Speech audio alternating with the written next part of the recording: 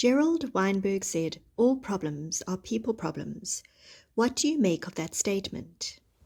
Just last week in a call, someone mentioned, we the people are the greatest obstacle to our change journey.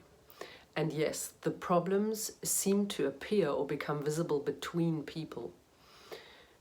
And this between people is how we connect and relate to each other, how we engage and collaborate with each other, how we think and communicate our thoughts with each other. And so the space between what's communicated, both verbally and non-verbally, and what is heard, perceived, understood, and interpreted on the other side is what's interesting. The quality of this in-between space strongly depends on the connection to self. My self-awareness of what am I bringing into this space is tremendously important. And so I believe that the space in between is where the potential lies. And all possibilities are people possibilities. What human factors does one need to consider in agile transformations? Well, humans have different needs and values, but fundamentally, people thrive when they belong and are part of a greater shared purpose, are given autonomy and an opportunity for mastery. So in an agile transition, an interesting question to explore is, how are we intentionally creating and holding spaces for people to connect and relate to the why of an agile transition, to engage and collaborate towards a shared purpose through an agile transition?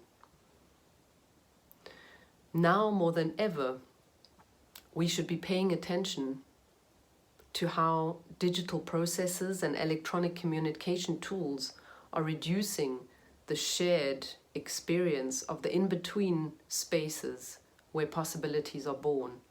See, because when I connect with you remotely through a screen or as an avatar, I no longer share an experience with you in a physical space.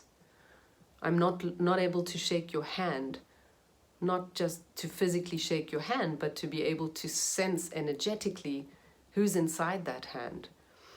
And all of this information, I believe, all of this olfactory, auditory, tactile, energetic information is what contributes to the psychological safety and trust in between people.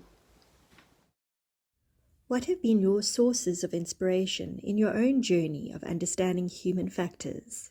My greatest inspiration has been the Gestalt approach, Gestalt meaning form or shape, and Gestalt sees humans as more than brain and intellect, so connecting mind, body, and spirit energy, and also an awareness of energy between people and the possibility of what forms and shapes might emerge in that energy space between people. This relates to another inspiration from Gabor Mate and his work, where he speaks of people as an embodiment of creative adaptations from past biographical experiences. So knowing self, being connected to self, and being very aware of what are my defenses, what are my triggers, and what am I bringing into the space between people is an important factor when connecting with others around me. There are some key themes between Gestalt and Agile transitions that speak to me, and one of them is taking personal responsibility as well as the here and now, and focusing on how we show up and the quality of how we show up in a space between people.